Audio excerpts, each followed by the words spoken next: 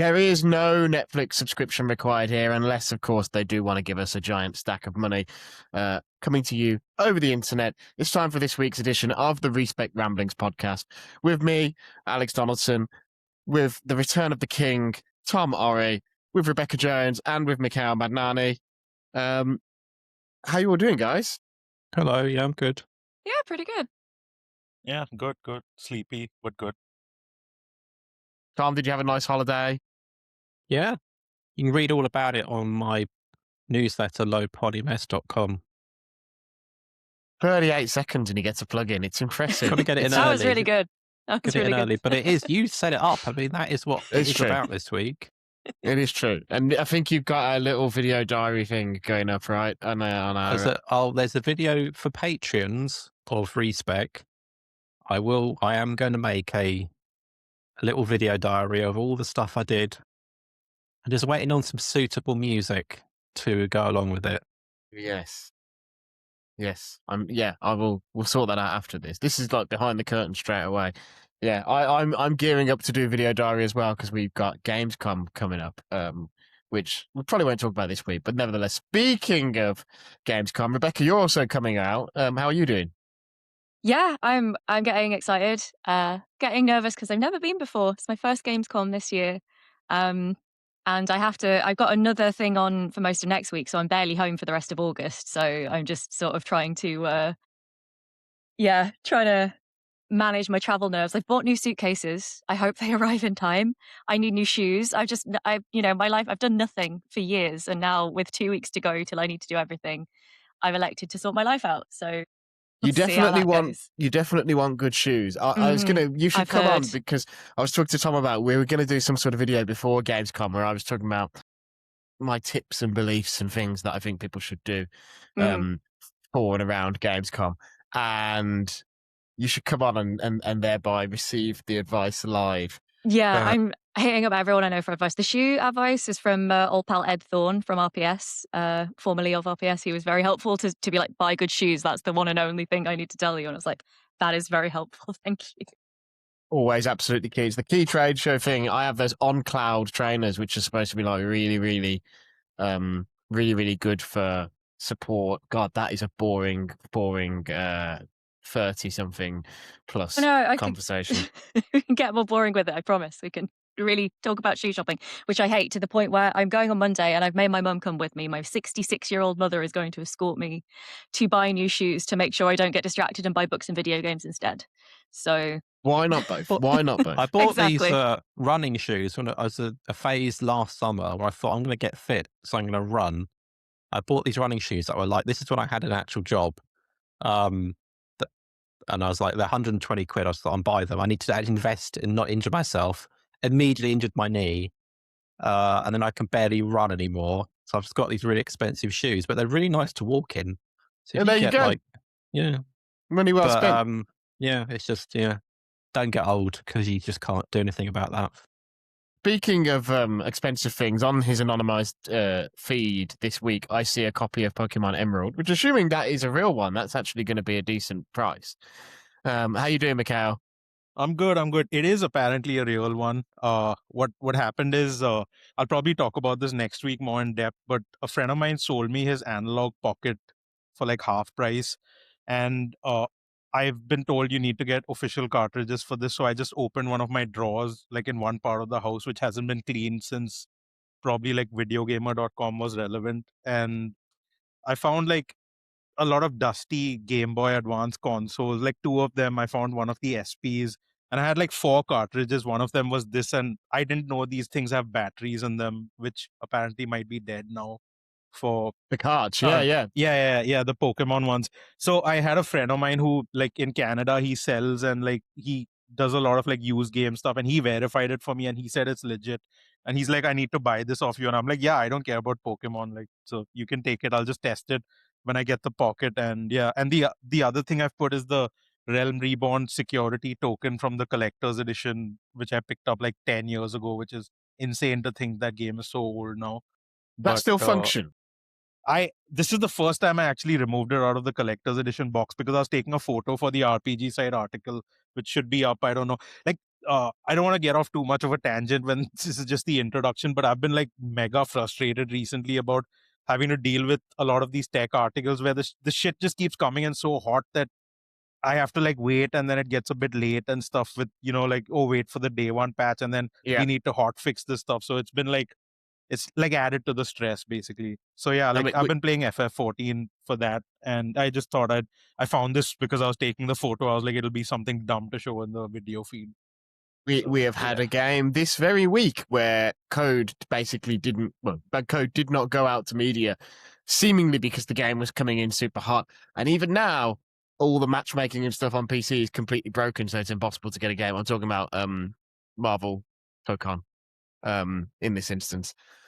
This stuff happens a lot. And at the same time, then you get games that are so ready that they're coming in almost 2 months before release, which we won't name any games, but yes, it's weird old. It's weird how and frustrating how that stuff goes. Anyway, we've got some interesting topics to talk about this week, so I guess let's just jump right on into it.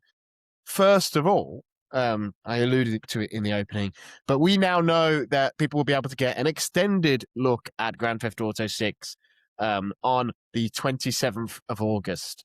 The really interesting thing about this is it will be Netflix exclusive for 6 hours. And then after 6 hours, it will then pop up on Rockstar's official YouTube channel and Rockstar's website and stuff like that.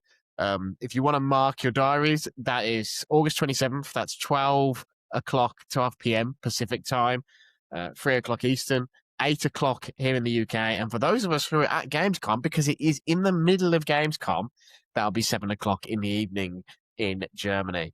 That's a Thursday, is it? It's a Thursday. Yeah. That is the Thursday. So it's the second day of Gamescom. I mean, so opening night live will be the Tuesday, and then you've got the Wednesday at the show, the Thursday at the show. But I was speaking to someone from a big publisher who's got quite a lot of stuff at Gamescom this year. They've got games. They've got a game in opening night live. They've got They've got several big games of theirs available for media at the show. And they were saying, for fuck's sake, like half about like any coverage will be blown out of the water by 500-page analysis of what GTA trailer contents mean and stuff like that. But yeah, I mean, pretty interesting that it is on Netflix first. So It I makes have some sense though, thoughts right? on It that. makes sense. No, go ahead, Tom. I just think like people, I don't know.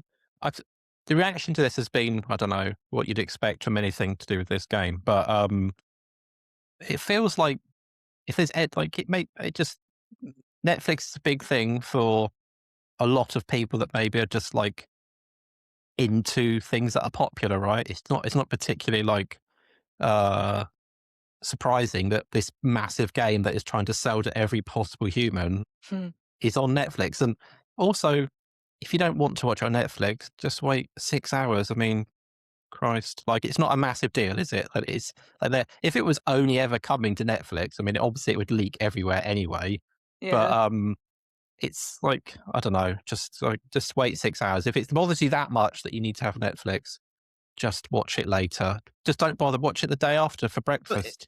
I'm very curious how this is going to go, because clearly Netflix have, to me at least, it seems pretty obvious that Netflix would have paid for this. And I think it's a great use of money on their part. It's a great exclusive, and they're all about trying to get these exclusive events, whether that's UFC fights, whether that's, over the World Cup, they had Gary Lineker's football podcast. They had the video version of that podcast on Netflix at a higher production value. So it makes sense for them. But I'm curious how it's going to go. They've been doing this for a while, though. They've been doing this for a while with Rockstar stuff. Like when GTA Trilogy, the remakes released on mobile, they were exclusive to Netflix, or you could buy them separately. Then Red Dead Redemption came to iOS and Android, also exclusively on Netflix for a bit. So they've been paying for Rockstar stuff for a while. So I think it's just been building up to something like this. And potentially maybe even, I don't know, I don't know if GTA 6 is going to be on GeForce now when it comes to PC, but I think for sure they'll have some streaming nonsense where you can play it if you have a Netflix sub like a year later. Because they've been paying Rockstar for a while for getting these games on there. So I kind of if it was day one on PC, I feel like they would have even like funded a Obviously, they couldn't cover how much they'd earn from like, a paid game, but they're pretty sure they'll push for something where you can play the thing via Netflix somehow, because they have this. I don't know if you know this. They have this app which is called a Netflix game controller, which gives you a virtual controller which you can access if you have like a smart TV or something, and you can play some of the Netflix games on that. So I'm pretty Mini sure golf. I'm Mini pretty golf's sure they've good. been Been playing pushing that a lot. for something like this for a while. It's just that I don't think anyone expected it to happen for this, because but then also to what Tom said, do you really need to see this 6 hours before? I'm in this weird space where I'm going to buy the game for sure. Like, I've played GTA 5 11 times or something. Do I really need to watch the trailers? I'll just play it directly. Like I did that for Big Walk. I didn't watch shit except for the first trailer, and then I've been playing it with a friend. It's been fantastic. Like, if you're buying it, do you really need to watch it? I don't know, because I think this was the next question, was what's it going to be. I will say, by the way, just to pick up on that tangent very briefly, some of the Netflix game stuff's really good, and some of the playing real, quote unquote, real games through there, like Netflix is a perfectly viable way to play Civilization, for instance, which is really interesting. And to your point about streaming, GeForce Now doesn't have any current GTA games, for one, and for Netflix, they will need, if they're going to do a streaming version of GTA 6 at any point, they will need serious compute on a scale that they don't currently have. So Plus, I bet the streaming stuff isn't amazing. Like, I play it quite a lot, the stuff on the TV. So they've got like a section of games that stream, right? So you've got mini golf, Pictionary, Boggle, like party game type stuff, and they work well for that scenario where you're like the golf game. Literally, the controller on your phone just does the strength of the shot, right, and the rest of it's just streamed to the TV, and it works fine. But it's super basic. And Pictionary obviously is drawing pictures on your phone, and that gets sent to the TV and stuff. But yeah, if they're going to do anything beyond very sort of lag friendly games, they're going to have to do a lot of work. But yeah, I think like Netflix just feels like, I think more than like the people like us who are going to watch this anywhere, it makes sense for them to go, right, millions of people are going to be on that platform and they're going to see it, and maybe they aren't the people they're not counting down the days until this releases. They're just seeing this potentially for the first time. Even some people, I know that's hard to believe that people maybe aren't aware of a video game, but some people aren't. When it's GTA 6, though. I know, but I still think some people will be like, oh, GTA 6, and it'll be like, I haven't really seen much about this yet, but no one has. There aren't many things that eclipse the number of copies that GTA 5 has sold, but one thing that does eclipse it by about 50 million people is the number of Netflix subscribers. And the idea that is going to be on that front page, the first thing you see, like when they would put a new season of, I'm so out of it. Well, we have a Netflix subscription, but I don't watch it. So I'm trying to wrap my brain. And the only Netflix show that's coming up is Umbrella Academy, which finished 2 years ago. But like the way something like that would be front and center. Yeah. Stranger Things. That's a Stranger slightly Things, more recent pull. Yes. Yeah. Slightly. And slightly more popular as well. But yeah, the way that if you're going to put that in front of all those people, and also for Netflix, they probably are going to be people who sign up for Netflix in order to watch this, which is crazy but true. But also, the thing that I'm most interested in is, are we going to get like an insane wave of Twitch and YouTube bans and stuff like that? Because the tradition in gaming is that something like this would be co-streamed by streamers big and small, by probably brands. Like back in the days when websites like Eurogamer did have a YouTube account, they would possibly co-stream an event like this. You can't do any of that with this, but a load of people are going to chance their arm and capture it and try and be the first to cut together their hot take. Are they going to copyright strike those people if videos go live in the 6 hours between? I think they might. I think I assume they'll send out some advice for that, because people will do it without thinking, and this is a bit different to just, I don't know, like you say, like co-streaming the Game Awards, whatever. But still, like, I think it's, if you treat it, I think you maybe have to treat it like a TV show, right? Which you couldn't get away with just, I think, streaming and going up. Like, it's just a video game, doesn't make any difference. It's still Netflix at this point. But I think there'll be loads of people just doing reactions, right? You'll get like watch-alongs where people will be talking, but they won't, hopefully, unless they want to get banned, showing the game as well. But maybe there'll be, I assume Rockstar will release some kind of like, if you're a streamer, be careful, because this is wait for the 6 hour one, the one that's Yeah. 6 hours later. How long do we think it's going to be? I have to assume it's going to be at least it's going to be about half an hour. Yeah, I'm interested to know if they actually show the game I think they being do. played, I think they rather do. because I mean, I guess it'll be like it's been so long, but like was Red Dead 2 the last big game they put out? Yeah. New Yeah, game, it right? was. And Yeah. that had some really good like explainer type video stuff. Like it was like one of those games where they like, is games media needed anymore because they're doing all this stuff themselves? I expect it to be similar to that. I wouldn't be surprised if they get some like celebrities on it or something to be like, oh, I'm a cool celebrity. I don't think of any. I'm not current enough. I hadn't But thought people- of that. I feel It like could they be don't like a need big to, event though. type thing. I mean, It maybe if might- they get some Netflix people who maybe Mm. Netflix pays them, like if they've obviously paid them to get this, maybe they'd be like, we have this show coming up, like we might see like a Stranger Things billboard in GTA 6, like who knows at this point. Nah, with they how won't big do this- that. They will not do that. But I never even considered that it could be real people. My assumption was just it's going to be a voiceover over a bunch of gameplay footage. Because Rockstar we have- doesn't surface people. They don't surface, you don't have footage of artists working in the studio, especially not now with all the stuff that's going on with the union and the firings and stuff.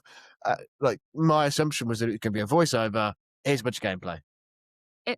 They have a history though of working with stand-up comedians, don't they? Both Rockstar and Netflix have got quite a lot of history there, so maybe that's a point of crossover that they'll be looking to take An advantage of interesting bet. somehow.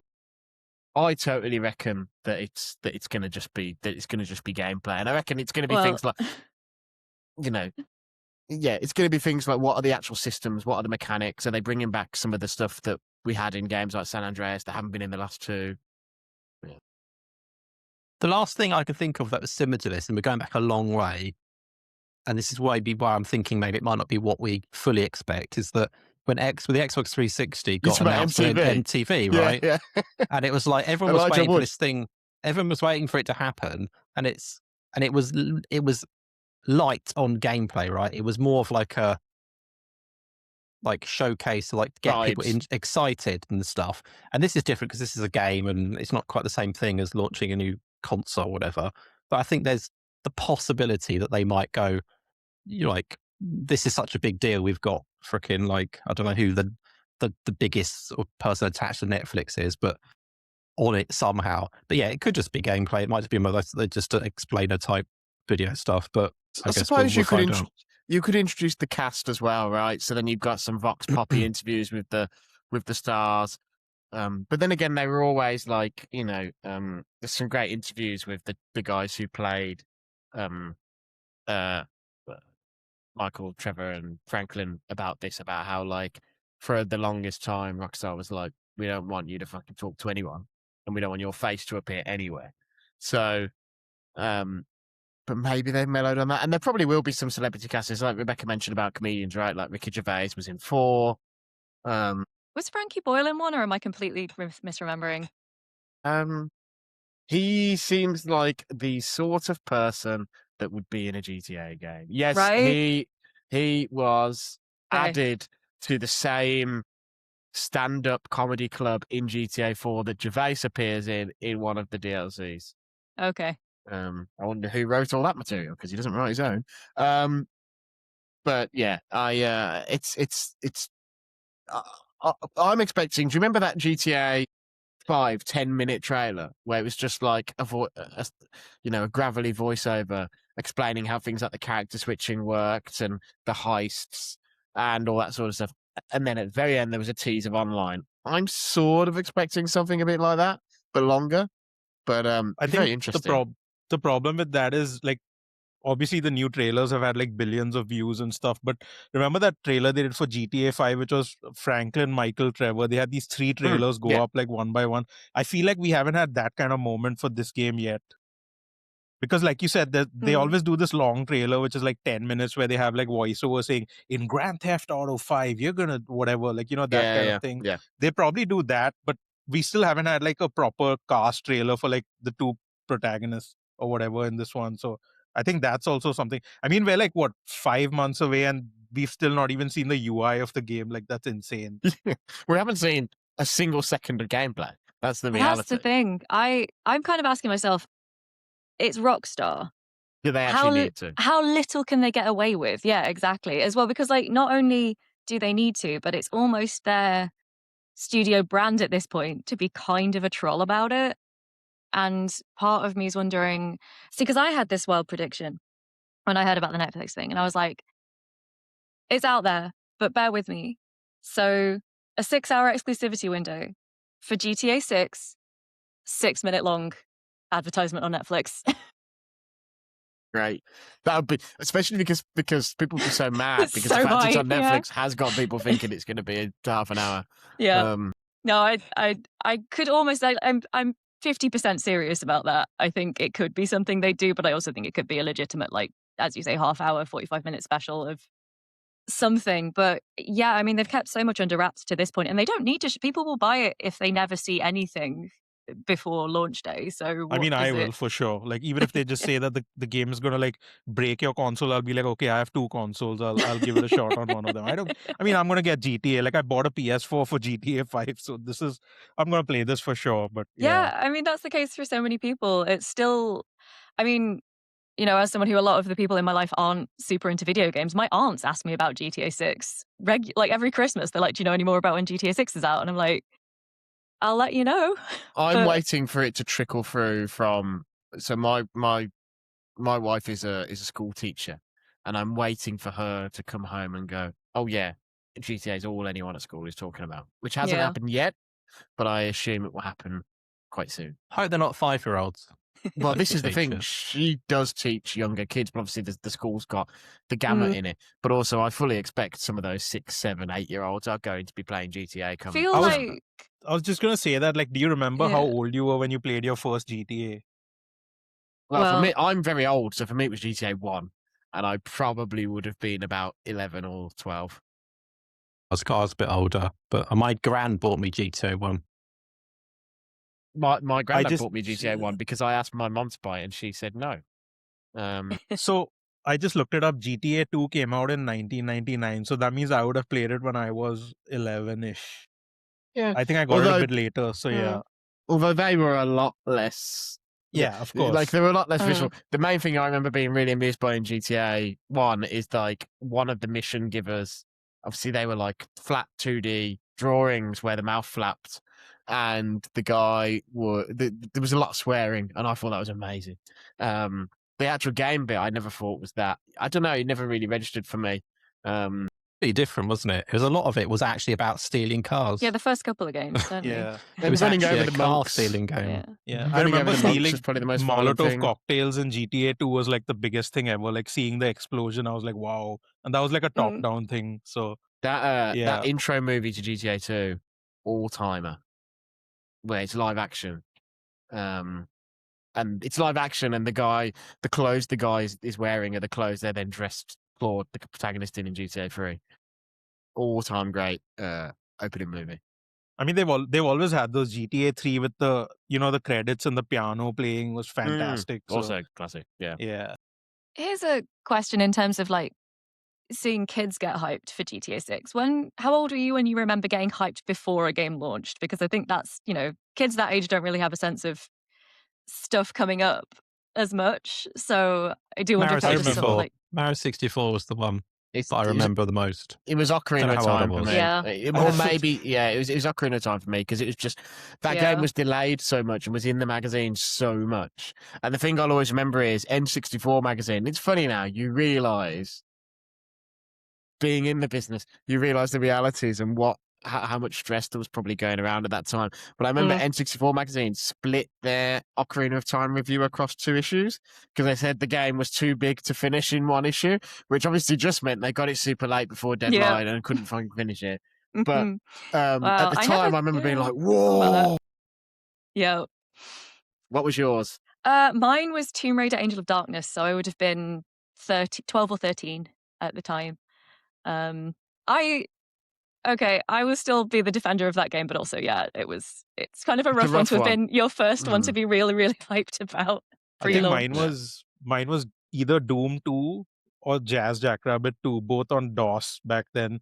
And I Nice. remember for Doom 2, I had to, you couldn't get that over here except for the shareware version. So I thought shareware Doom was actually the full game. And I kept playing that like 1,000 times. So when I convinced my dad who was traveling to get Doom 2, he didn't look at the rating. And I think I was like, what, 7 or 8 or something. Nice. So he got me Doom 2. And I was like, how is this game like 15 times as long as this? Like, what have they done? Whatever. So it was that. And then after that, it was WWF Attitude on PS1. Because I had played so Nice. much Warzone.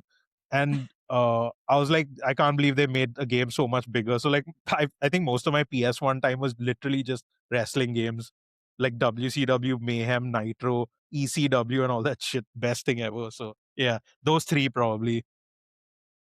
I am very, very, very. I find it quite rare that I feel truly excited for a video, like in the way I was as a kid. I get excited a lot. Like I'm excited in a sort of grown-up way for Final Fantasy VII Revelation, for instance, but I'm not excited in that way I was as a kid. I was that way. The last time I was that way was probably for Street Fighter 6, and now GTA. So I am really excited to see more of it. Yeah, it's so. Yeah, August 27th. It's a real bomb in the middle of Gamescom. Like, I realized that, I've got plans. I'm going to be out on the Raz that night. So it's going to be, people huddled around their phones in the middle of the pub. Yeah, I just realized we're at the same event that night, I think, aren't we? So that should be an interesting. Oh, yeah. God, I forgot about that. Yeah. Christ. Need to move wow. that event. If that's an actual press Right. event, they need to move. Well, it's just like a mixer, but yeah, I think there's probably going to be a lot of people at Gamescom going like, for God's sake. There was Yeah. one particular publisher who sent out an invite for like a drinks mixer, and like they sent it out right before this was announced, and then when this was announced, they were like, we're going to do it on Friday instead." I was like, What? fair enough. Yeah. Anyway, next story. So all the hurdles have been cleared, and in fact, it's happened now. EA is now a private business again. Electronic Arts is now owned by a varied group of people, but ultimately, it's the Saudi Arabian government. It's the Saudi PIF, which stands for the Public Investment Fund, which is a load of money that the Saudi state keeps to invest in things. And PIF's got investments all over the place in things like, I think they've got investment in Formula One. They obviously did a golf thing, and they've, got other stuff in video games as well. But this is by far the biggest thing now. EA has been public since 1990. So, this is 36 years of a public company now gone private again. It's a $55 billion buyout. Just to break it down, the Saudi PIF will own 93.4% of EA. Silver Lake Partners, a US private equity firm, will own another 5.5%. And Affinity Partners, which is another investment firm, but notably it was formed by Jared Kushner, Donald Trump's son-in-law, owns another 1.1%. And it sounds like Kushner was pretty instrumental in getting this over the line in a regulatory sense and stuff like that.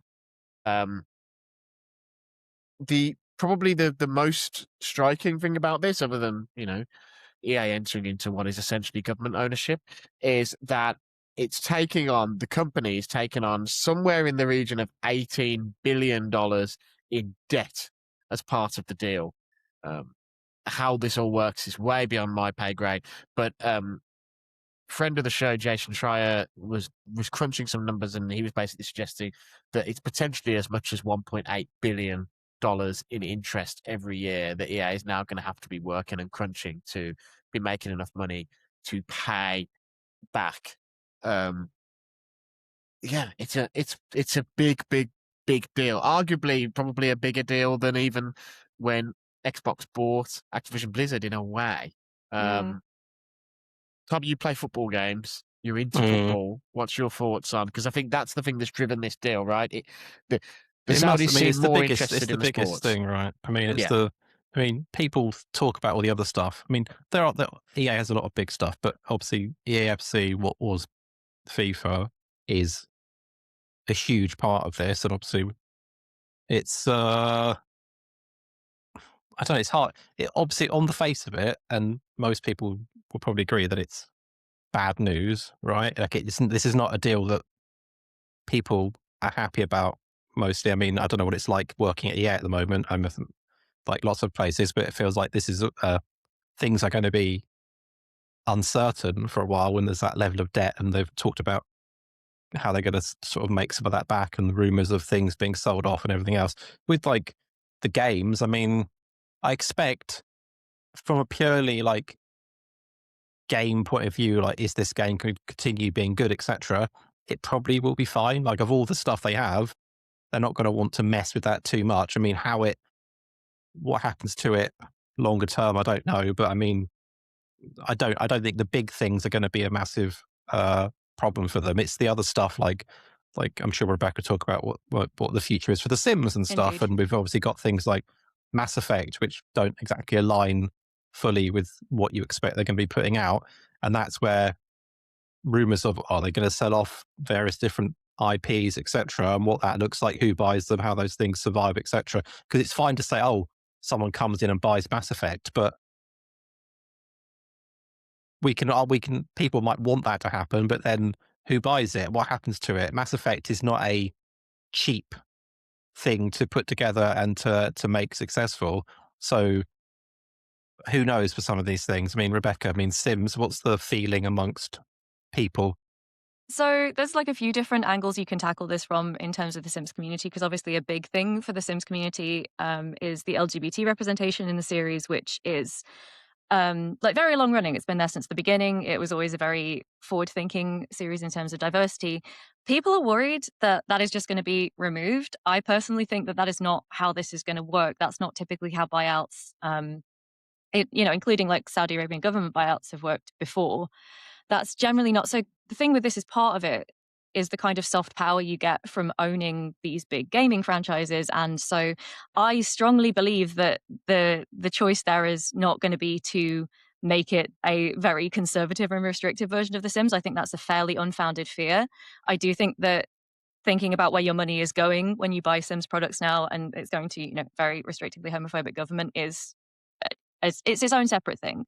But I do agree that in terms of what's in the game, I don't think they're going to pull anything back. I think that the developers of The Sims, as far as I'm able to tell, and obviously everyone is being very quiet right now because I don't blame the devs for not wanting to talk about it. It seems to be as much business as usual as possible, with the caveat that there is now obviously a greater threat of quite a lot of redundancies, quite a lot of teams potentially being cut.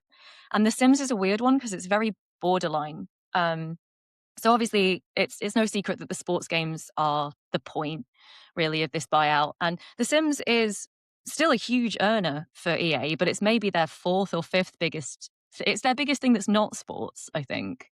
But there are lots of sports franchises that are just doing bigger numbers every year. So there's a lot of hope in the Sims community that almost Maxis will be cut loose or sold somewhere else. I can't see it because it's the one bit that like you say, it's the one bit that isn't sports. Yeah.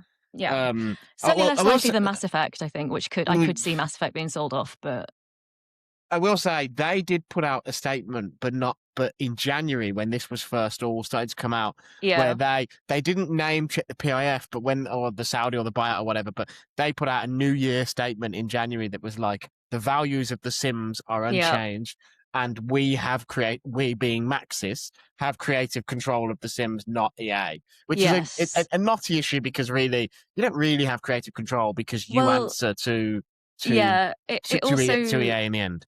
Does seem like that situation's moved on a little bit since January, because now things like the marketplace and a lot of the directions of how it's monetized have certainly been taken more centrally within EA since that point, which is again not quite the same as the creative control over the contents of the product, if that makes sense. I mean, again, I think it's like in terms of representation, I do think it will stay the same, because I understand the concern, but I don't think it's a realistic concern as much as where does your money go potentially now. I think that the game will stay broadly the same, although with worse monetization practices, but probably would have come under EA no matter who owned EA at this point in time, I think.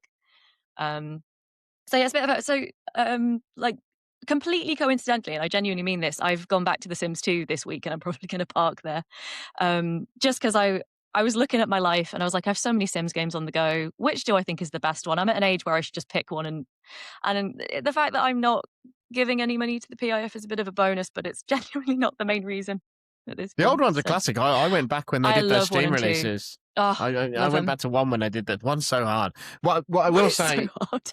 what I will say is, there have already been some rumors that EA is gearing up to sell off IP. I've heard that both from people that I think are reliable and people that I think are charlatans who don't actually often know anything most of the time. Mm. But if you've got that $1.8 billion in interest to serve every year and that massive thing to pay down, I think something Yes. you do look at is maybe yeah, you want to carry on with Mass Effect. I don't know. I felt ever since Dragon Age came out that I'd be shocked if Mass Effect came out under EA. But nevertheless, even if you are like, yes, we're keeping Mass Effect, I see a world in which EA steps back and goes, right, what do we own that we can get rid of that can generate, Yeah. like I'm just thinking, like, maybe Dead Space as an IP, Command and Conquer, Need for Speed. Do you sell these IPs? And then there's the things that EA I can see definitely keeping. So The Sims, Plants vs Zombies, is Peggle them? Like these sorts of things that Peggle PopCap, wasn't it? So Did it's they own PopCap that? EA. Do they? Yeah, I think They so. are now. I forget. But there's also a lot of stuff that they're just not using. Command and Conquer is the perfect example. Like where they're clearly not going to do it, and maybe you could get X million, for that from someone who actually wants to make. And yeah, Mass Effect, Dragon Age, obviously on that list. Mirror's Edge. Got about Mirror's Edge. Crikey. Like That's been dormant for a while. SSX, Medal of Honor, like there's Burnout, obviously. Like, these are things where potentially they could get rid of them, and get some money back. Yes, I do think that just the one thing that won't happen is that they will like dismantle any IPs.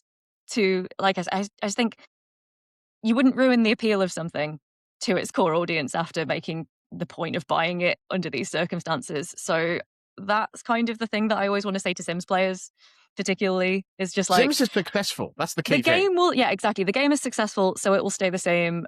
Trust me, these people are more capitalists than they are homophobic. So like, you'll ease your mind on that front, but also like, do think about where the money's going. It's all I can say, really. Yeah, it's I mean, I think this sort of thing isn't necessarily good. The one advantage of it I don't is, know however, anyone who thinks it's good. To be private honest. own. The one thing about it is private ownership. You do enter a different situation in terms of how you're servicing profitability and debt, and how you're the yardstick by which you're measuring stuff. I mean, it's the difference between what we're doing and what we did before being owned by IGN. There's a world apart of how you're judging success, and maybe that scenario makes a world in which the pressure comes off a studio like BioWare a bit, in terms of maybe you don't need to try and sell 15 million copies of the next Mass Effect. But the flip side is, I don't think anyone's being fooled that, like you said, a lot of it's about soft power. The PIF has made plays in this sort of zone before, whether that was starting the LIV, they're in their own golf thing, whether that is the way they've interfaced with the WWE, or indeed whether that is, within the video game space, they've been very keen on esports. So, in that Middle East in general has been very keen. So a lot of these Middle Eastern states, you've got stuff like the Esports World Cup, you've got investments in SNK and thereby King of Fighters. You've got ownership of Evo in the fighting game space as well. And so some of this feels like a play for, the esports side of, they've got FIFA, they've got Madden, they've got college football, NHL, PGA Tour, the F1 official games, the UFC official games. Obviously, all these are licenses that can go away, but also EA has proved that the license can go away and they can make it work, as they did with the football. So, Yeah, we will see how it goes. I wish all at EA the best of luck, because usually with, let's be honest, with a buyout like this, regardless of who is doing it, they're usually followed by some cuts as there's a consolidation and a thinking about what is important. So hopefully that doesn't happen here, and if it does, people come out of it okay, and we will watch it closely. Next up, our last piece of major news for this week: price increases for Xbox. I feel like every week I feel really bad, because I feel like every week we record this podcast, there's something bad or rough for Xbox. But I guess that's just where Xbox is at the minute. So, long story short, this is we had the price rise before, so this is not a new price rise. This is the one we previously discussed. But what happened was, okay, inside baseball, the thing that I've heard is that price rise, when it was announced, happened quite quick. And the thing that my understanding became that what happened was Microsoft was planning a price rise anyway, but they hadn't ironed out all the details. And then Apple announced all their price rises, which we even discussed on this podcast, where everything was going up, everything from AirPods to HomePods to iMacs, whatever. Apple announced all their price rises for all their entire product range all at once. My understanding is someone at Xbox then went, shit, this is our chance to do this at the same time, and it all sort of gets lumped together. And so they stood up an announcement and got it out very quickly. And, bless the people who had to do that, working that out. But the result of that was, when they announced those price rises, they only announced them for the US and Canada because they didn't have the numbers for the rest of the world. So now we have the numbers for the rest of the world, and for Europe and the UK in particular. So just to remind, so in the US, the Series S 512 gigabytes went up to 500, was 400. The 1 terabyte Series S went up to 600 from 450. The Series X went up to 750 from 600. That's the digital one. And the disc one went up to 800 from 650. For us in the UK, well, let's do Europe first, actually. So Europe now, the Series S 512 gig is €500, up from 349. The 1 terabyte Series S is up to 600 from 400, so €200 up. The 1 terabyte Series X is up to €750 from 550. And the disc-based Series X is up to 800 from 600. And in the UK, that translates to, the Series S was £300. That was already £50 more expensive than launch. It's now 430. The 1 terabyte Series S, it was 350, is now 520. Just blows my head off. Number, if you can look at that, 520 for a Series S. I mean, I know there's the cheap option, but it's just like, what? Like, it's hard to get your head around how ridiculously expensive that now. What is it? 5.5 years old? Is it 5? Yeah, 2026, right? End of 2020. So it's 6 years this year. Yeah. 6 this year, and it's like 520. It's yeah. And 620, 100 more for the digital Series X. That was 450. So you can also see that gap is narrowing, because it's gone from free. And Series X disc from 500 to 670. There's an article that I wrote about this on the site, where I talk about, this isn't just about Xbox. This is about a wider problem, a wider trend in and around video games, where games are becoming a hobby that it's becoming a more middle-class hobby because of how expensive it's getting. And that is a big problem for the industry, because that potentially means less gamers, potentially means less sales for games, which potentially damages game budgets and stuff like that.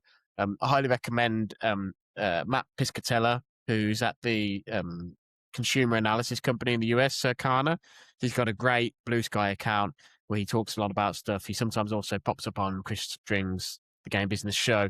But he noted quite recently that in the last quarter of 2025, 53% of people who bought gaming hardware had a household income in excess of $100,000.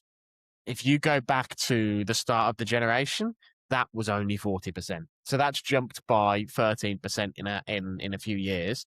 And it seems like these price rises are only going to go higher. And yeah, I mean, it's obviously driven by a lot of things, by being driven by some of the price rise stuff was obviously driven by tariffs with the US government. Some of it's being driven by all this like AI nonsense, driving component parts up. Something I say in the article is something vaguely ridiculous about an Xbox executive saying that the component crisis scares them, which is something Xbox executive Matthew Ball said when Microsoft is one of the top 3 for spenders in AI and thereby are driving the bloody rise. It's that guy in a hot dog suit saying we're going to try and find the person who did this. But yeah, that is, like you say, Tom, it's I was trying to work out. It's like 520 quid for a Series X. I know that's the more expensive one, but it's like the 512 gig isn't really, I think that's quite small for modern gaming anyway. So say you want a reasonable amount of storage, 520 quid for something that is considered by most people to be not that great. Like I realized the Series S, and it had a place, and I think I think your article talks about this a bit, about how like as an option for people that weren't mega like bothered about fidelity or 4K or whatever. When it was like, I'm sure I've seen these for like 230 quid years back, right? They were like a really good, cheap option or less even. And now it's like, is a single one of those going to sell? Is anyone going to buy a Series S at 520 quid? I'd like to know. I think the problem now is also that the Switch 2 is actually getting the same games. It's not like the Switch 1 where you had to wait like years and you got like shit versions. The Switch 2 is getting like Resident Evil Day 1. It's getting EAFC, it's getting Madden and all that, and it's cheaper. And now obviously the It'd Switch be cheaper 2 is, for now. I mean, I can't see it being that much cheaper. I feel next like year, but I feel like it's going to be cheaper than the Xbox regardless, and also because it only has 256 gigs of storage, the games themselves are smaller on Switch 2 because they ship with like more compression, like lower quality assets. But then I feel like if someone just wants a cheap entry point, cheap being like variable term at this point, I feel like they can just get a Switch 2 and play all those games now. You don't need to like, you know, if you're one of the people in Japan who used to buy a Switch 1 and you had to buy a PlayStation to play Final Fantasy, Resi, Street Fighter, you can just play that on your Switch 2 now and it's cheaper. Well, you don't need to buy the other console. Never mind Switch 2 for a second, Mikhail. Like in the UK, that's the same price as a digital edition PS5 Slim. Oh, which comes with 825 gigabytes of space. So that means it's 170 gig less, but it's still more than the cheaper Series S by some way. And obviously it's actually a full powered machine. So it's what I will say is that probably won't last that much longer, because I think the impression that I got from some of the talk, both public and private, around the price rise announcement when it was announced for the US was this rise is bigger because we expect the component costs to keep going up. And rather than do a small rise now and then another small rise in 9 months, we're hoping we can just do one larger rise now. Whereas Sony have only had that first bump. And so I fully expect PlayStations to get more expensive again. And I think the Switch 2, my guess is Nintendo's holding out to get to this holiday, and they want to sell as many units as they can this holiday. And then they will, then the price will go up. I can't see the Switch staying at 396 quid, I think. I've seen, I mean, the prices in reality are actually quite different still to what we're seeing here. Like you can buy a Switch. So I've seen them 350 quid. I've seen Series X. A Switch 2 for 350. Yeah, I've seen one 350 quid on some retailers. I've seen a Series X still for 450 odd still. So it's not that everyone has suddenly switched, but some are. So if you want to buy anything, it's weird, isn't it? That this is the time. Then we look at like 5.5 years, would be 6 years this end of the year, where generally you'd have had the cheaper revision of hardware. You'd have had the people that have been like holding off to buy one, and it'd been like maybe the Series S could have been like 150, 200 quid max, right? And it'd have been a good, imagine that going into GTA release, and you've got this amazing option for, I'm kind of surprised. I know Microsoft is like, it's all a bit tightening up. Everything's about spend and not hemorrhaging money, etc. But imagine the possibilities of sales or getting people into that ecosystem for like, here's something that is £250 cheaper than the other option to play this game. I realised that would have taken them, they'd had to take a massive hit. But I do, was that ever considered as a, let's just go in and just try and make something happen? Because to be fair, the console market for Xbox, I know there was maybe talk of sales being up the last quarter or whatever, but it's dead, isn't it? Xbox. You look at these numbers for this generation, at least. It's not good. Like, no one's buying. I'd love to know, like, if there is a £520 Series S at a retailer, is anyone buying it? Because who would ever buy that? Maybe that's the point. They don't want to sell them because it just loses the money. So let's just price it out. But just withdraw it if that's the other thing. It just looks. It's bad. There's no optics stock with anyway. There's no stock anyway. Yeah. That's the other thing, is that it is very, very difficult to find an Xbox. And well, I don't know if very, very difficult is fair, but there's definitely less You would need Xboxes. one to buy their big game of the year. So they're going to have some stock. Otherwise, no one's going to buy bloody Gears, are they? There's no Xbox to buy. Something that was said to me, to be fair, so Series X's, no, that's refurbished. That's renewed. That's renewed. Yes, so this is still reasonably priced. Yeah. But what I'm getting at is that I've just searched the word Xbox on Amazon UK, and I've got a refurbished Series X, £430 for what is essentially a second-hand one. I've got a new Series S 512 gig, which is currently £398. So that is actually £30 less than this new RRP.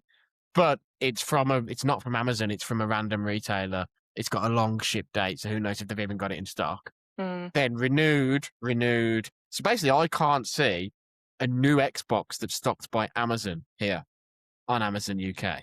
And so, and that was something that was in relation to the component crisis, which is something that I was told was that obviously all the companies are having this problem, but in the order of who had the most components sort of stockpiled and who had the least, when Nintendo had quite a bit, Sony had a bit, and Microsoft had next to nothing. So that meant, as the component crisis, because it's not just prices, it's hard to get stuff as well. So if you're struggling to secure memory, this is what's one of the things that Valve said in the Steam Machine interviews, that Valve was just like, we are getting the stock and building them as quickly as we can, but it's not even like they know they're able to build X amount a month, because they don't know how much memory they're going to be able to secure month to month. So that's the other thing. As much as we talk about these price rises, Argos has got them all, to be fair. Argos has got same day collection for me on all of them, and they do have it's a weird mix. So they've got the new price for the Series X, but the Series S is still showing the old prices currently. Man, I should have bought one of these when they had these, like on the US for Black Friday, had them for like $200 for a Series S with Game Pass or something. I was thinking of getting one just to have Street Fighter and Tekken in the other room on the TV. Now that's just not happening. I can just put my Steam Deck on the TV and like that's a problem solved. But yeah, it is unfortunate. Never buying that. I need to make sure my Xbox holds up, because like shit is expensive now. I was thinking about this. I was like, I hope nothing breaks, because everything's so expensive to replace now. Yeah, my son came out the other day and said the Xbox is broken. I was like, is it really? Is it really? No. Just hold the button down, it restarts. It's fine. That's just the panic. Xbox reset happening. It's not broken. Yes, it's just return of Xbox. This whole thing is a nightmare for anyone who wants to. It's like my son's kind of wants to be into more like PC gaming and stuff, and it's just.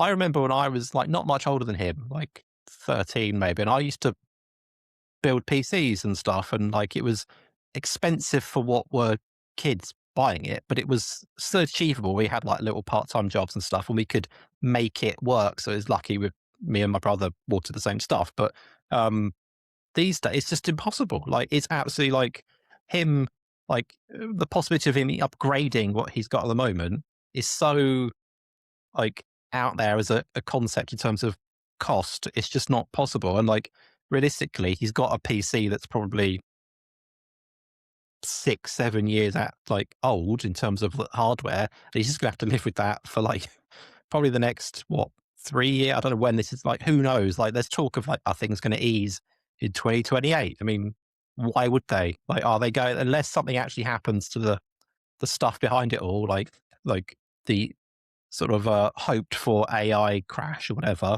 it doesn't seem likely that there's going to be any change. And if anything, things will just get worse. I think if Apple had to raise their prices as much as they did, that should be like the biggest red flag for everyone. Like they are the ones who have the margin for a lot of stuff. And even they had to, like, I think the only thing they haven't raised is the iPhone. That's probably happening when they announce the new models next month. But everything else is up by like quite a bit. Like the Apple TV, which is already like super outdated, they had to like nearly double the price in some countries and stuff. So I think that the fact that they had to do it is like, yep, it's over until like, it's going to be like a shit show for a while. I'm actually thinking of getting a second Switch 2 as a backup while the prices are still kind of like how they are right now, because like it's super important to work. I use that thing like for multiple hours a day, and if the price increase happens, the dollar's getting stronger, it's just going to cost me like 30% more if anything happens to it in like a few months. So like that's what Yeah. I'm thinking of right now. Like it's just awful. And Yeah, like buying absolutely. multiple SD cards a few years ago, when I had like one Steam Deck with 256 GB and everyone called me an idiot. And now I have like, now who's laughing now? It's literally like, I Yeah. just keep thinking about that. Like, It's so weird, right? This is the first time in my life I've bought hardware as an investment rather than like waiting for it to go down to the price I'm willing to pay and then being like, okay, now. But yeah, I'm doing the same. I'm buying things as like, well, it's not going to get any cheaper, so I need to look ahead a bit. And buying now is now the smart choice. I've gone the other way. I've sold stuff and then gone, for fuck's sake. So when the Switch came out, there was all the stock concerns, and so I pre-ordered from a couple of different places, and I was going to cancel, but the shitty online catalog literally wouldn't let me cancel. So I ended up with an extra Switch that I did Switch 2 that I didn't need on launch day. And so I just, and Very wouldn't, I don't know, Very's returns process seemed like a massive nightmare. So I just basically sold it to a mate at cost. So I just got my money back. Yeah. But now I'm looking at it and like, I should have just sat on that for a year. Could have sold it for 150 quid's profit to fucking CX or cash converters. Anyway, yeah, it's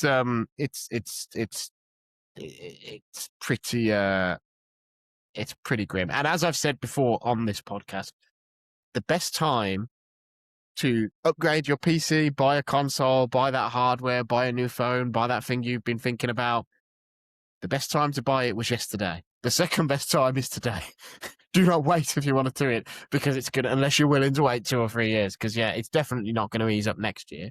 And hopefully then, and the thing is, what Tom said about people praying for an AI crash, I'm not praying for an AI crash, because the damage that's going to do in other places is insane, immeasurable.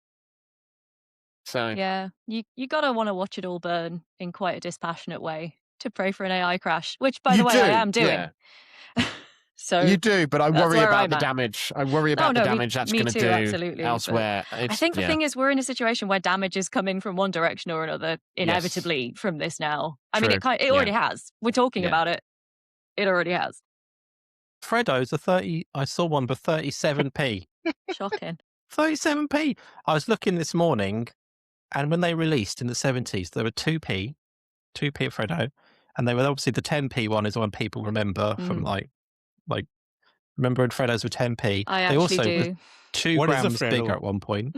Freddo is a small Cadbury's chocolate bar in the shape of a frog. It's kind of got it looks like a frog, yeah. So Okay. it's not really frog shaped as much as it's like sort of ovalish, but has a frog drawing on it, like imprinted, like it's.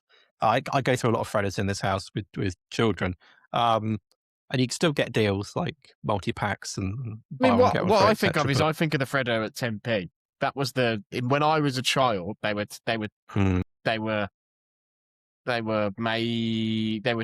was a child, they were 10p. Yeah. I think it was 2000. Here we go. It's come up. It was at 10p from 1990 to 2005. And then it's increased every year since. Yeah. That's Freddo's lament. That is yeah. How many Freddos is a GeForce RTX It's 4080. the millennial recession Lot, indicator, isn't 5090. it? Yeah, there's the Freddo index, isn't there? I Yeah. think. Freddo index. Can I trade you It's my a website. Pokemon Emerald for some frogs? I wonder how many Freddos is that copy of Pokemon Emerald worth? This is when society collapses. Maybe we will become a Freddo-based economy. I've got about 60 bars downstairs at the moment. I don't So if I hold on to them. I don't have any Freddos in this house. I've got Me I've neither, got but- marshmallows. I might have to go to the corner shop and buy some at lunch now. Would you buy 60 Freddos or another Starbucks iced whatever crap you bought for like Don't $7? ask me about that. I will not. I'm not talking about this overpriced syrup drink. Twice in a day, though. That's what got me. But if you kids can get you to do stuff you don't want to do. It's true. I can also vouch for that. Just very briefly, we're getting towards the end now, but very, very quickly, just to note, you go to respec.net, the website. There's some lovely stuff on there this week. There's a review in progress of Big Walk from Mikhail, which we haven't really had time to talk about this week, but maybe you can talk about it a bit on the after hours. Rebecca wrote a thing, it's just last week, but about Honkai Nexus Anima, the Pokemon style thing from MiHoYo. There's also a think piece from Tom about PlayStation, who are simultaneously in first place and sort of suck shit at the minute. That's my words, not Tom's. His are much more nuanced. There's a review of Beasts of Reincarnation from Kirk. That's the new Soulsy game from the same people who make Pokemon. And there's a piece from me about the Xbox stuff we've just discussed that is very similar to what we just said, but a little bit more articulated. And there is the latest part of Tom's Elden Ring piece, which sees him fighting a dog cat thing, which I haven't yet watched it, but I think I know what boss you're talking about, but I need to watch it today. It's probably one of the easiest bosses in the game, but every boss in this causes me trouble. So, lastly, just want to do some shout outs, as we always do in a retrospective, to some of the games that are celebrating some anniversary birthdays and make everyone feel a little bit old. So on this week in the past, Rhythm Tengoku 20 years ago, that is the first Rhythm Heaven game that began as a Japan exclusive. Also Star Fox Command, for my money, maybe my least favorite Star Fox game, but interesting nevertheless. Ultimate Ghosts and Goblins. That's 3 games that all turned 20 this week, all released on the handhelds at the time, and it sort of makes me miss the PSP and the DS. Insanely Twisted Shadow Planet is 15 years old. Bubble is 40 years old. The whole series, as is Rampage. A series big and famous enough that it had a movie starring Dwayne "The Rock" Johnson. I've seen it. Is it good? No. Thank you, Tom. And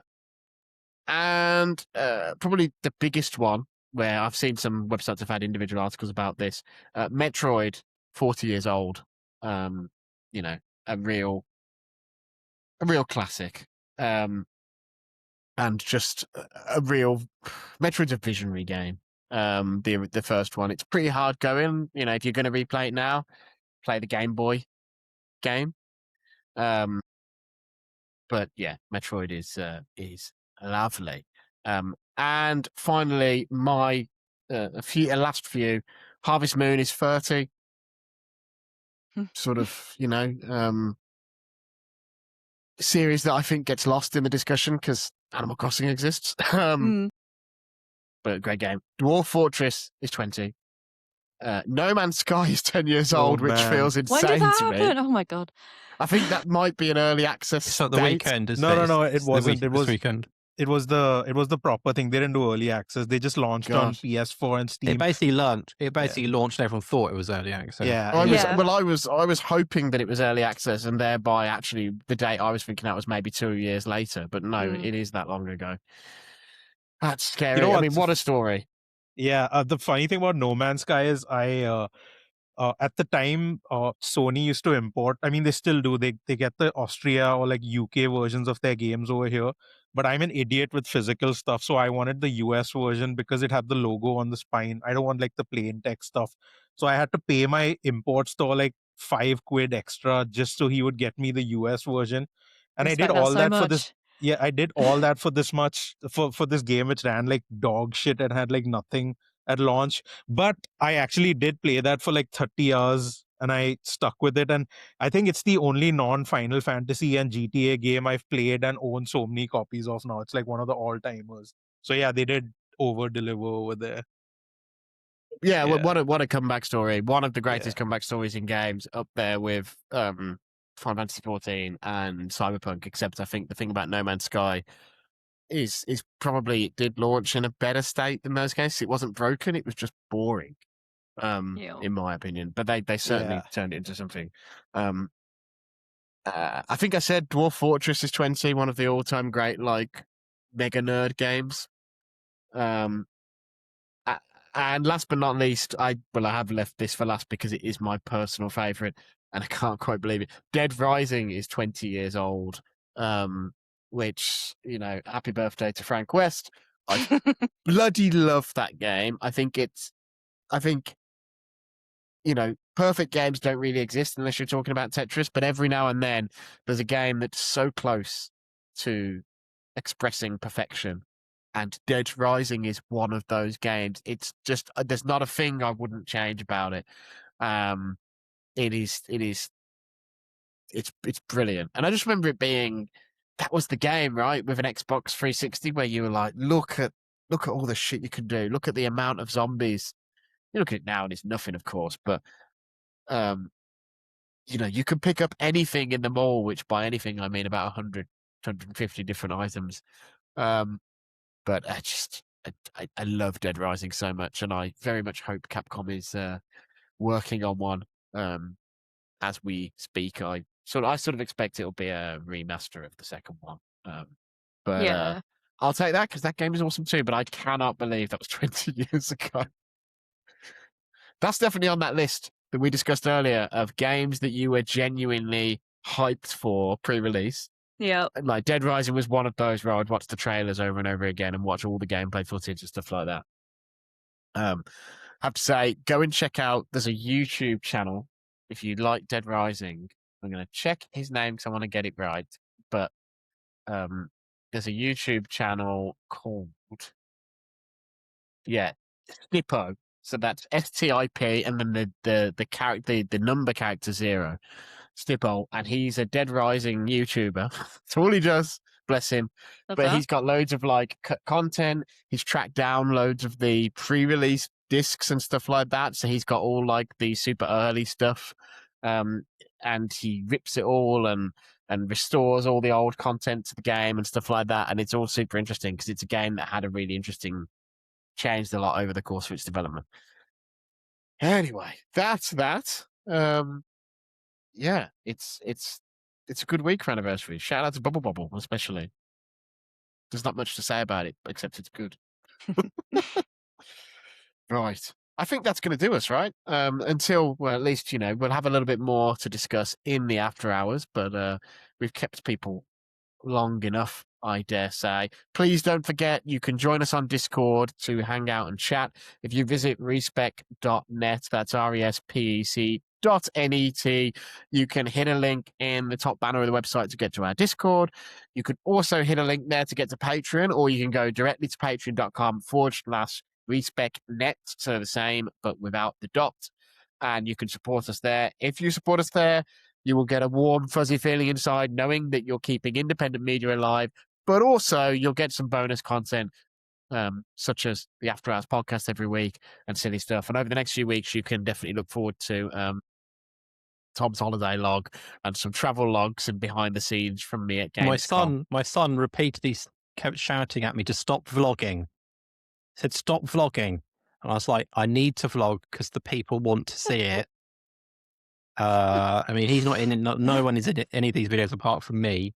But yeah, it'll be interesting. There's some zoo animals in some of the videos. So there are people in it. Well, animals. Animals, yeah.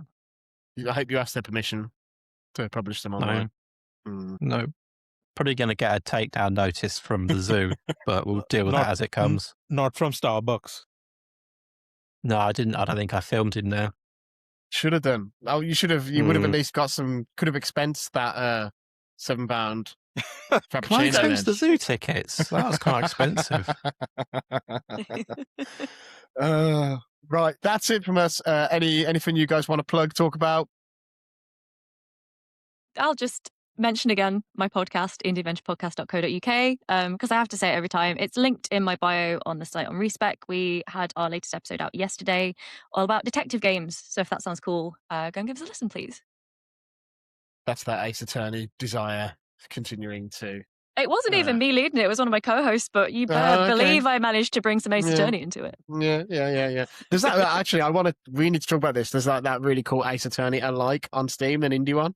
Oh, there's so many. Which one? Which one are you thinking of? I can't remember, but I saw it and I bought it on site because it looked so much like. Anyway, message me when you remember because I want to know which one you've got. I will find out which one it is.